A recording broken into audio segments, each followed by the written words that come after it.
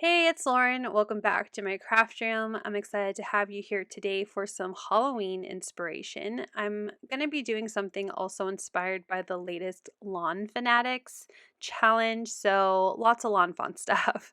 I will have everything listed down below, but let's go through it. I'm going to use that bat from the Fantastic add-on and these two little guys from the Tiny Friends. I will alter the older gentleman to fit my theme. I'm using these two bats from the large Fantastic Friends, or Fantastic, yeah, Friends. And then quite a few, or a few of the stamp sets from Spooky Village. I'm making my sentiment out of Henry's ABCs, and I'm using my moon from the full moon. I am using a bunch of platform pop-up goodies. So basically, I don't know if you watched my last video where I made my out of this world birthday platform pop-up. And how I said, how cute would this be like for Halloween with bats and a little moon and the clouds? So that is exactly what I'm doing today. I also have the Neutrals Lawn Fundamentals cardstock, and I used the two grays. I also used some fog, and then I used the black colored sparkle cardstock from the Autumn collection, and then some holographic paper from the first collection, and the dark blue of the Starry Skies collection pack with that beautiful gold foil. So I've already die cut, stamped, colored everything. I'm just going to assemble and add some details to my cardstock so that way you can see how I put this together. And make it yourself if you want to, because I think this turned out really fun. So the theme that I'm doing for the Lawn Fanatics, I don't know why I said that so weird, challenge is it's supposed to be like inspired by a book or a TV or a movie, I think it said. And then it also said you could do a TV show, etc. So I am inspired by the TV show What We Do in the Shadows. It's my current like favorite TV show ever, which changes sometimes, but I just think that show is hilarious. It was created by Jermaine Clement and oh my gosh, Taiki Watiti. I hope I said his name correctly. They're New Zealanders, and I just think they are hilarious. And the show is so funny. It's based on it's kind of like a mockumentary style TV show, and it has vampires in it. So it is very adult. It is FX show. You can watch it on Hulu. So if you don't like crude or bad words, this show is not for you. But if you like those kinds of things, I guess, like I do, I think you'll really enjoy the show. I found it very, very funny. So anyway, that's what's inspiring my card today. So far I've just shown you the different pieces, and right now I'm adding some ink to my cutout. So for my full moon, I cut it out of that fog cardstock, and I used Lost Shadow and Hickory Smoke and Distress Oxides to give my moon some dimension. And then for the gray clouds that I die cut from the cloud add-on for the platform pop-up, I'm adding black soot to just create some dimension on those clouds. I use some of my mint tape for masking to make the clouds look like they are overlapping each other. That's definitely an extra step. You don't need to do it, but I liked how it turned out overall. And then I added some black soot to my darker gray pieces, which will be that hill piece, and then my cloud wraparound for the platform pop-up.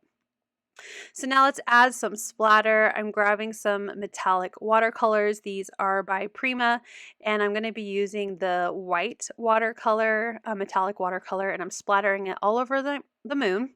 And then I'm also going to splatter it over my cloud pieces, and then I will also splatter on some of the black metallic watercolor on my clouds as well. I decided to go back in with that lighter yellow gold color and add that to the moon just to give it a little bit more color than just white and gray. And then I thought my starry background looked a little, sad, not also being splattered, so I added some of that white metallic to that piece as well.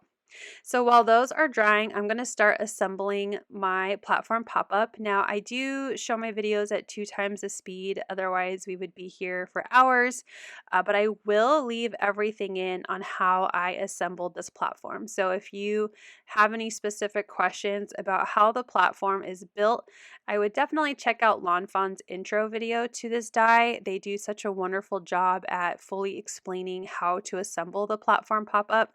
But I will talk through what pieces I added and if I would change anything or just how I assembled any tips and tricks that I have, I will discuss that as I build it.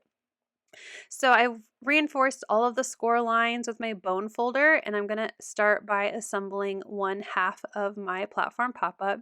So I'm just adding some adhesive to the tab part of that T where the score line is. So just under the score line, just that little piece there.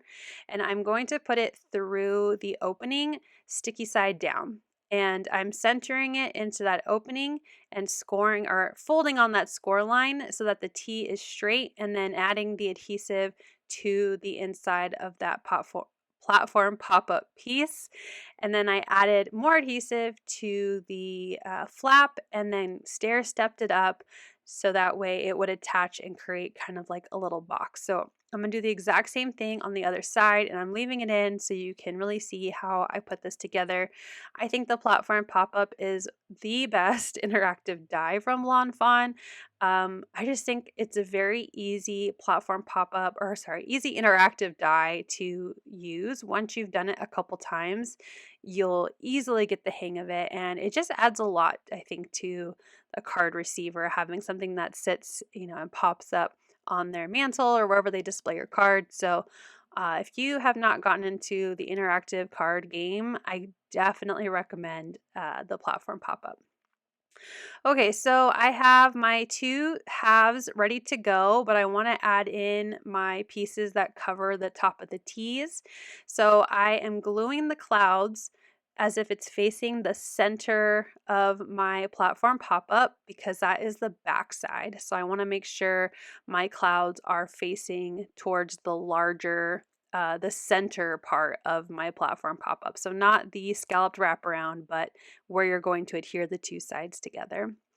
I'm adding my adhesive to my background piece. For this one, I don't like going all the way around because there is movement where the score lines are. When you fold the card flat, it needs to be able to spread open. So I only add adhesive to the center and the 2 sides of that back piece. You can see right there where my tape is. And that's just because I find it easier to make sure that I don't have anything get stuck or tear when I'm closing up the card. Now for the other side, I have my little hill, and I am gluing it so that way it faces the front of my platform pop-up. So I'm making sure that I am gluing it with the scallop sides facing me, not the center like I did my clouds. So I hope that makes sense. If you have a very certain way you want your little T attachments to go, you want to make sure you have one facing you and the other one is facing your desk. Now for the cloud add-on, this piece glues perfectly in the center. I know there are some artists out there and creators who have used this as an attachment to one of the T's, but sorry, my head is totally in this shot. I am doing my very best to make sure I am centering my clouds to the center, so forgive me, but I'm using my grid mat. And I just glued it right to the bottom. I lined it up to the bottom of my platform pop-up. It does cover some of the clouds on the bottom when you glue them together. So if you want more clouds showing, just raise it up so that way you're gluing your cloud to line up with the top edge. So the bottom of the cloud lines up with the top edge of the center, where I just glued it so the bottom edge met the bottom. I hope that made sense. You can see here, I added some adhesive and glued it on down, and then I'm covering the other side with adhesive so that way when I glue my box together, those pieces are nice and secure. So I've glued one of my flaps together to close up my platform box, and now I'm lining up those edges here to enclose up that center cloud piece, and then I will glue the last flap, and now our platform pop-up is completely enclosed and can pop up. I love Lawn Fawn's cardstock. It's super sturdy and it really helps make a great platform pop-up base. So now I'm going to attach my starry sky background. I just peeled off that release paper, slid it into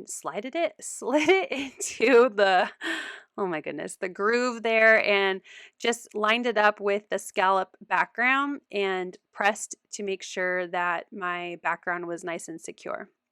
For the cloud wrap around, there are tabs. I don't know if you saw a little earlier, but I trimmed my tab off because I'm not going to glue all the way around my platform pop-up. I'm just doing half of it, the front half. So very similar to how I attached the blue background, I'm not putting adhesive all the way across. I'm sure you can with no issues, but I just get a little worried when opening and closing that something is going to get too stuck and tear. So where there are areas that the platform pop-up is moving, I'm not putting any glue. So lining it up with the corners of the platform pop-up and then securing that right in place. And the reason why I didn't wrap it fully around is that the background, you wouldn't see it when you're looking at the card because of that blue, background sky piece. So I only did the front because it was the only side that mattered to me. So now I'm going to glue my moon in. I didn't trim it off like I did with my space card. I really wanted that moon to pop up. And when you glue it down to match the platform pop-up base, when you close it, as you saw, it still fits within the background. So I'm not worried about it getting stuck or sticking out because honestly, this isn't going anywhere. This platform pop-up is staying right on my desk because I made it for me. So now I am gluing in all of my images. I'm going to start with creating my the vampire residence, and I'm gluing down my trees and my fence and my house and my two little characters that I colored. And I did, like I said, I altered my stamping a bit. I didn't alter the stamps in any way, but I did mask some of my stamping to create my bald guy. He is he's like the one that had the mustache and the little tufts of hair where his ears would be, like a balding man. But this character, Colin Robinson, is completely bald, just has a little bit of like stubble where he would shave his head and wears glasses and doesn't have a mustache. So I stamped it so that way, or I masked it so that way the very top of his head stamped and the very bottom of his head stamped. So I would miss all of the facial stuff and the hair tufts on the sides of his head. And then I used a fine liner to draw in the details. And for Guillermo, I used the stamp as is and then just used my fine liner pen to add glasses for him as well. So my Colin Robinson, his head's a bit odd shaped, but you know what? He's an odd guy, so it works out. I'm using my tweezers and my wet glue, and I'm finishing off that scene on my front piece there. And I think they turned out really fun. I really love it. The only thing I wish I would have realized is how high my clouds go on the wraparound, as you can see. I would have trimmed off some of it or maybe not even included it because it does cover quite a bit of my scene, as you can see. But like I said, it's staying on my desk. It's not going anywhere. So I die cut the word bat because that's what one of the characters, Laszlo, when he turns into a bat, he just yells bat and like turns into a bat. So that was my sentiment. I die cut it out of some very fun cardstocks and glued them together to create a drop shadow. And I'm just going to glue one letter on at a time so that way it's centered nicely on the front of my card. The exclamation point, I forgot that I had Henry's numbers. For some reason, I didn't keep them together, so I made it out of an I and a hole punch. So that's why it looks a little weird if you think it's the exclamation point from Henry's numbers. It's not. I would recommend definitely doing that instead of making your own, but I forgot that I had it. So I improvised. And then my 3 vampires are currently in their bat mode. So I am gluing Nandor, Nausea, and Laszlo onto the clouds because they are bats. I colored in all of my images with my Ohuhu art markers. I also used their fine liner pen in black, and for brown fine liner to add in my Colin Robinson's hair. I believe that's Winsor and Newton in brown. And then I have a 10-point Jelly Roll pen to add in my highlights. So here is my fun What We Do in the Shadows inspired platform pop-up. Now, obviously, you can adapt this for Halloween by making your characters anyone, like trick-or-treaters, or maybe not include any people, just have some fun bats flying around the clouds. So I definitely think this is adaptable for anyone who wants to create a cute Halloween pop-up card. But this is my Lawn Fanatics challenge entry for What We Do in the Shadows, my current favorite TV show. Thank you so much for watching. I hope you'll click like, and if you're new here, I hope you'll subscribe and come back. As always, you can find everything I use down below in the description box. Thank you and have a wonderful day. Bye!